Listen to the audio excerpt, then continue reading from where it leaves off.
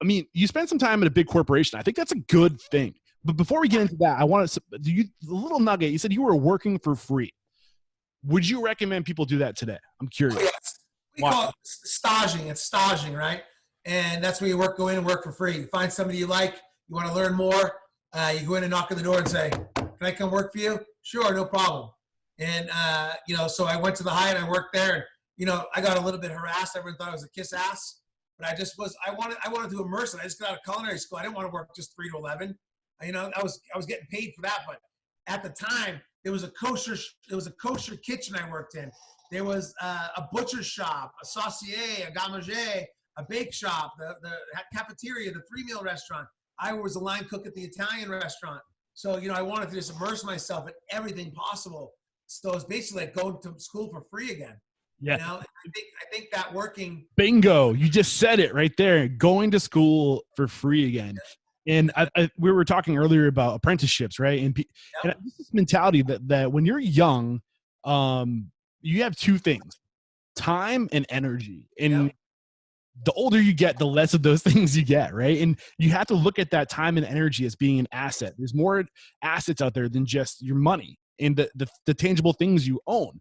Time and energy. Use those assets to get out there, to get the experience, to network, and do it for free. The value of showing your hustle and showing how badly you want it, like in putting that energy in, it will open so many doors for you. And you can, people, I don't think we put enough emphasis. I mean, some people will say controversial, like your time is money, don't be generous with your time. But I say, if you're young and you're hungry, use that time to show people how bad you want it and open those doors. What are you thinking when I'm saying this? You're exactly right. Books are great. Watching videos are great, but getting there and doing it and spending the time with the feet and just kind of learning it. Again, you're not just learning the cooking part. The best things I learned was like from the guys who worked in garde-manger, who had been there for 20 years. They taught me about having a proper attitude. These 2 guys, Ike and Jack, God rest their soul, they both passed away.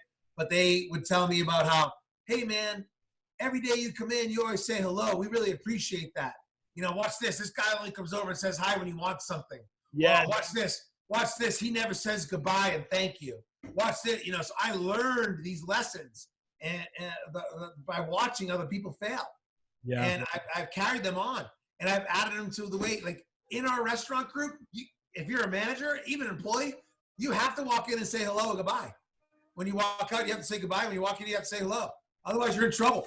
Yeah. I mean, I had a short stint when I first started the podcast, when I was managing a restaurant. And that lesson right there of just making it a point to find everybody who's on staff, to look them in the eyes and say goodbye, thank you. We want to be seen. We need to be seen. It's right up there above. You got you need food and shelter, then you need security, and right next is being seen, right? It's so valuable. Yeah, absolutely. And then how do you learn things, right? So if I say goodbye to you every day, maybe one day I notice in your eyes that you're not feeling well, or I notice you're sad, or I notice an emotion on you. Hey, come on over, Eric. Tell me what's going on. And you might say, something happened at home, which I can maybe help you with, or something's going on at work. Like I saw somebody do something that's not right. And then you develop that relationship, and that's how your people get to kind of tell you what's going on in the world.